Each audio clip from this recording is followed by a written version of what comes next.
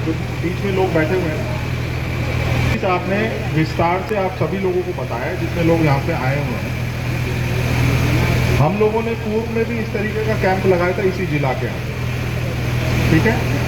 उसमें लगभग हम लोगों को 315 आवेदन प्राप्त हुए थे। आज मैं देख रहा हूँ अभी तक का रिपोर्ट जो है, इसमें लगभग 240 आवेदन हम लोगों को प्राप्त हो चुके हैं। और यहाँ पे मैं देख सकता हूँ कि कुछ वकील लोग भी हैं जो कि अपना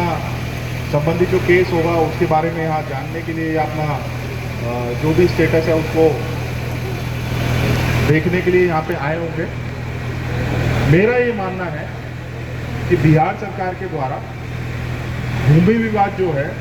उसके निराकरण के लिए कई कदम उठाए गए पूर्व में भी, और ये एक निरंतर प्रक्रिया है जो कि चलते जा रही है। उदाहरण के तौर पे 2010 में BLDR कानून आया, जिसमें कि बिहार लैंड डिस्प्यूट रिजोल्यूशन के लिए एक कानून बना। बिहार ही एक ऐसा राज्य है जिसमें कि इस तरीके का कानून अलग से बनाया गया, जिसमें कि DCLR जो रहता है, जो हम लोगों का डिप्टी कलेक्टर रैंक का ऑफिसर होता है, उसको कुछ पावर्स वेस्ट की गई जिससे वो ग्रामीण स्तर पे जो भी छोटे मोटे केसेस हैं उनको सुलझा सकता है। दूसरा, अगर आप देखें तो जो पंचायती राज जो अधिनियम है उसमें जो सरपंच रहता है, जो जनप्रतिनिधि रहता है, उसको भी कुछ पावर्स वेस्ट की गई, जिसमें कि जो लोकल पिटी इश्यूज हैं, गांव स्तर पे जो लोकल इश्यूज हैं उनको रिजॉल्व कर सके। तीसरा, जो सबसे महत्वपूर्ण डायरेक्शन हुआ बिहार सरकार के जो भूमि राजस्व जो विभाग है एवं जो गृह विभाग जो है, कि भाई हर शनिवार को हर थाना में, पूरे राज्य भर के हर शनिवार को हर थाना में अंचल अधिकारी एवं जो संबंधित जो थाना प्रभारी है उनकी एक जॉइंट बैठक होती है। अब कई सारे लोग होते हैं जिनको इस जानकारी नहीं होती है। कई लोग होते हैं जो बाहर रह रहे हैं, वैशाली से बाहर रह रहे हैं, अपना जीवन जो भी है उसको बाहर व्यतीत कर रहे हैं और उनका लैंड डिस्प्यूट यहाँ पे कुछ ना कुछ पेंडिंग होता है। मेरा आप सभी लोगों से, जितने लोग यहाँ पे आए हुए हैं, पहले तो मैं आपसे अनुरोध कर लूँ ये चीज़ कि जानकारी का पूरा आप लोगों को अपना जानकारी पूरा दुरुस्त रखना है। दुरुस्त कैसे रखना है? SP साहब ने भी आप लोगों को बताया कि भूमि विवाद से संबंधित, ठीक है, कोई भी आप लोगों का अगर डिस्प्यूट है तो एक जनरल एक धारणा है नीचे में कि भाई थाने पे जाएंगे तो वो रिजॉल्व हो जाएगा, थाने पे जाएंगे तो थाना जो है उसको रिजॉल्व करा देगा। तो थाना प्रभारी लोग भी हैं यहाँ पे, अंचल अधिकारी लोग भी हैं यहाँ पे। आप जितने भी लोग यहाँ पे आए हुए हैं, सबसे पहले इस चीज़ को समझना है कि भूमि विवाद से संबंधित अगर कोई भी बात है, अगर कोई भी आप लोगों को आवेदन है या कोई भी इस तरीके का डिस्प्यूट है, तो आपको सीधे से सीधे बिल्कुल जो अंचल अधिकारी है उसके पास जाना है या जो राजस्व कर्मचारी है उसको अपना आवेदन देना है। जिला प्रशासन की तरफ से एवं बिहार सरकार की तरफ से एक प्रयास किया जा रहा है कि ये जो भूमि विवाद से संबंधित इनको किस तरीके से जल्दी सुलझाया जाए। उदाहरण के तौर पे सुबह 10 बजे प्रतिदिन जिला से सारे जितने अंचल अधिकारी हैं उनका अटेंडेंस लिया जाता है और उन लोगों का वीडियो कॉन्फ्रेंसिंग के माध्यम से हम लोग जुड़ते हैं उनसे, ताकि अंचल अधिकारी कम से कम 10 बजे जो ऑफिस का समय है अपने कार्यालय में पहुंच जाए। ठीक है, अब हम स्पष्ट बोल रहे हैं कि ये हम लोगों का प्रयास है, हम लोग प्रयास कर रहे हैं। हम लोग ये कतई नहीं बोल रहे कि जितने 100% जो मामले हैं उनको हम लोग सुलझा पाएंगे, हम ये कमिट नहीं कर रहे हैं, लेकिन प्रयास कर रहे हैं हम लोग। और इसमें आप सभी लोगों का सहयोग लगेगा। जितने भी लोग आए हुए हैं आप सभी लोगों का इसमें सहयोग चाहिए रहेगा। पहला चीज मैंने बताया कि उनकी मौजूदगी हो जाए, जितने भी हमारे कर्मचारी हैं, जितने भी हमारे अंचल अधिकारी सब हैं, अपने अपने कार्यालय में पहुंच जाएं। दूसरा मैं आप लोगों को बताता हूं कि भाई जितने भी इस तरीके के जमाबंदी के केसेज हैं या परिमार्जन के जो केसेज हैं, कहीं कोई एंट्री में गलती हो गई है, उसके लिए हम लोगों ने पिछले महीने यानी कि जून महीने में एक विशेष अभियान चलाया था, जिसमें कि 10 दिन के अंदर, 10-11 दिन के अंदर हम लोगों ने लगभग 12,000, ठीक है, जो म्यूटेशन के केसेस थे, जो किसी ना किसी स्तर पे पेंडिंग थे, उनको हम लोगों ने निष्पादन कराया था। इसमें जितने भी अंचल अधिकारी हैं और जितने भी हम लोगों के जो राजस्व के कर्मचारी हैं, उन्होंने इसमें एक्सपर्टाइज करते हुए उनका डिस्पोजल किया। तीसरा बात मैं आप सबको बताना चाह रहा हूँ कि जितने भी जो राजस्व कर्मचारी हैं ग्रामीण स्तर पे, जो हल्का वाइज हम लोगों ने, क्योंकि पहले संख्या बहुत, जो हल्का कर्मचारी सब रहता उनकी संख्या बहुत कम थी पहले, अभी बिहार सरकार के द्वारा विशेष अभियान चला के, चाहे कोई भी महकमा हो, चाहे पंचायती राज हो, चाहे जो महकमा है वो उसकी बात करें, तो सब जगह में भारी संख्या में रिक्रूटमेंट किया गया है। इसी जिला के अंदर अगर हम लोग बात करें वैशाली डिस्ट्रिक्ट के अंदर, तो कर्मचारियों की संख्या जो है वो काफ़ी अधिक हो गई है। अधिक इन दी सेंस कि जो पहले एक हल्का कर्मचारी के पास 4-5 हल्का रहते थे, अब एक कर्मचारी के पास या तो एक हल्का है या ज़्यादा से ज़्यादा 2 हल्का। तो ये आप सब लोगों को जानना है कि आपका जो जिस भी गांव में रहते हैं आप लोग, जिस भी टोला में रहते हैं, जो भी हल्का है आप लोगों का, उसका हल्का कर्मचारी कौन है उसको जरूर जानना है जी। उसका नंबर आप लोगों के पास होना चाहिए।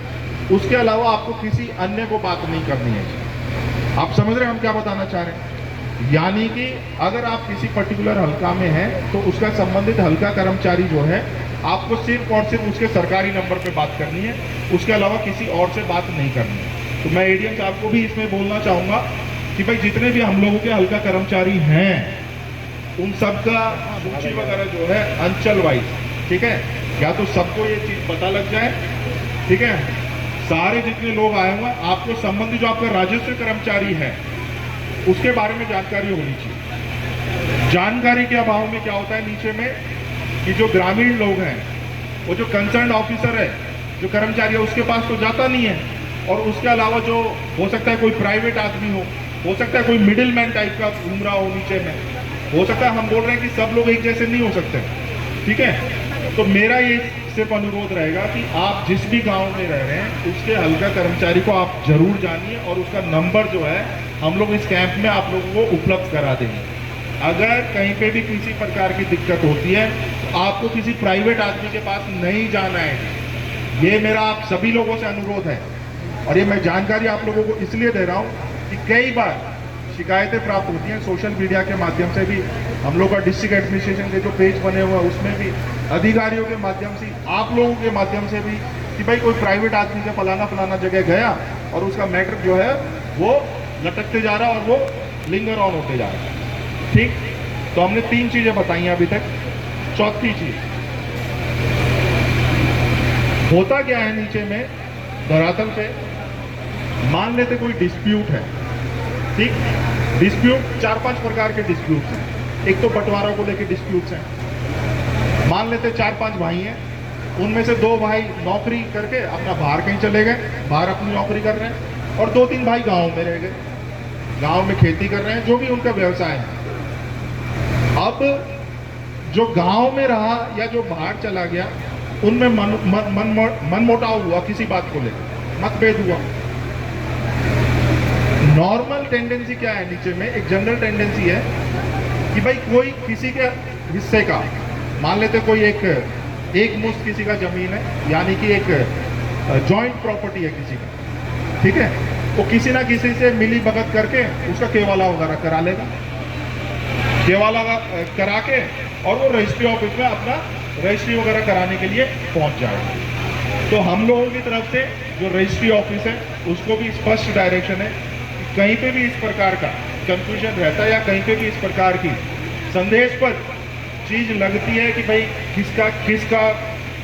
एक दूसरे का जमीन वगैरह का केवाला करा के रजिस्ट्री कराने आया है, तो ये सब चीज़ों को रोकने के लिए हम लोगों ने यहाँ से एक स्पष्ट जो निर्देश है वो भी दिया हुआ।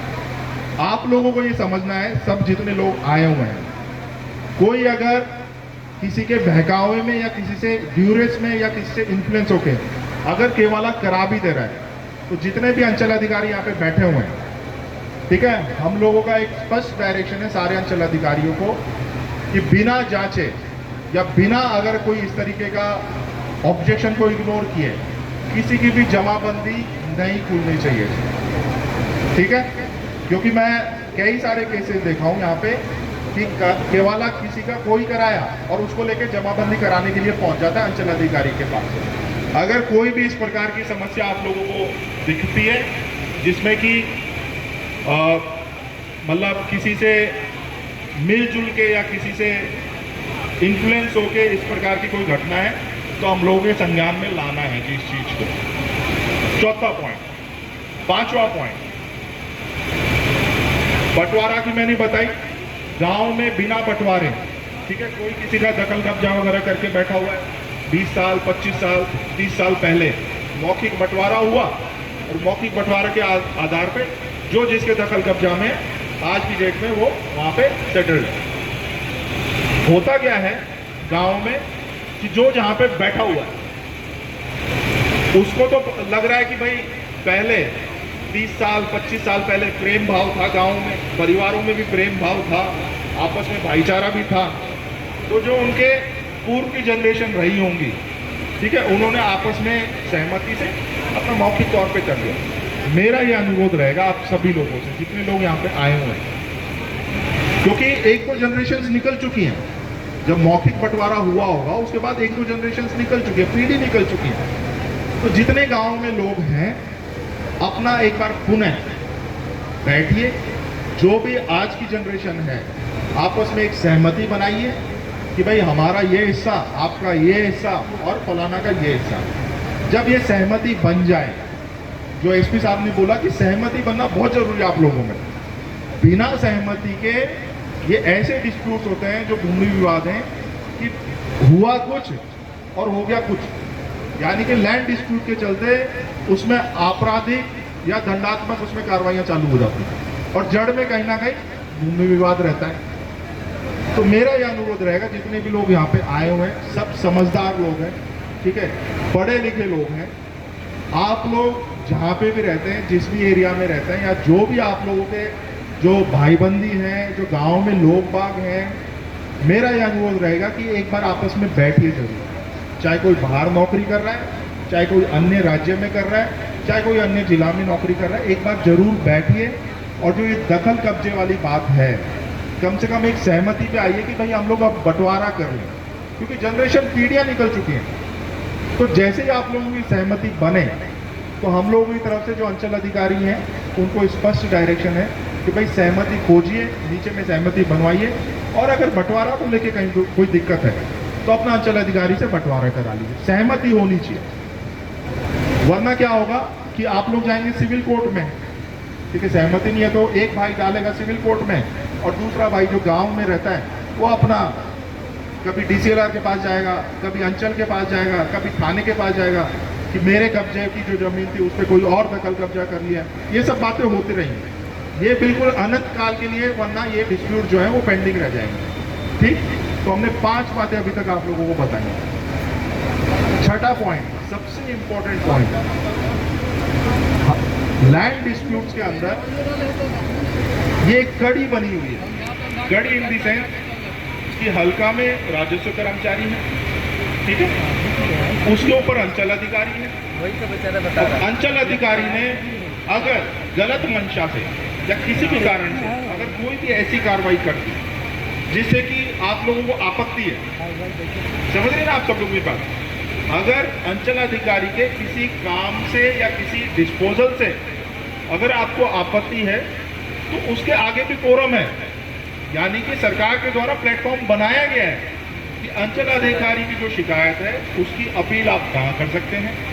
डीसीएलआर है जो कि अनुमंडल में बैठता है, मैनार वाले मैनार में बैठेंगे, महुआ वाले महुआ में बैठेंगे और हाजीपुर वाले यहीं जो एसडीएम कार्यालय इस पर बैठेंगे। ठीक, सबको ये चीज जाननी चाहिए कि अंचल अधिकारी ने कुछ कार्य किया, उसकी अपील जो है वो डीसीएलआर और मतलब अनुमंडल स्तर पे पड़ेगी या फिर डिस्ट्रिक्ट लेवल पे पड़ेगी। अब होता क्या है, जब आप लोग अपील डालने आते हैं, ठीक है, हम लोग वैसे लिख रहे हैं जो आवेदन पढ़ रहे हैं कि किसको कहाँ पे जाना है, डीसीएलआर के यहाँ जाना है या एसडीएम के यहाँ पे जाना है या एडीएम के यहाँ पे जाना है, हम लोग लिख रहे हैं इस चीज को। आपको ये जानकारी रखनी है, जब भी आप किसी भी न्यायालय में जाते हैं, यानी कि मान लेते हैं डीसीएलआर के न्यायालय में गए, तो अगर वहां पे आपको कोई भी मतलब गलत सलाह देता है, ठीक है, कोई भी आपको गुमराह करता है, कोई भी प्राइवेट आदमी, ठीक है, हर कोर्ट में एक पेशकार होता है जी, जो कि केसेस को देखता है, ठीक है, सिर्फ और सिर्फ आपको या तो पेशकार को डेट वगैरह या फिर उससे केस की स्टेटस लेनी है या फिर डीसीएलआर से मिलना है। बात समझ आ गई सबको? किसी भी कोर्ट में अगर जा रहे हैं आप लोग तो आप या तो संबंधित जो ऑफिसर है, जो अधिकारी है, उससे मिलेंगे या उसका जो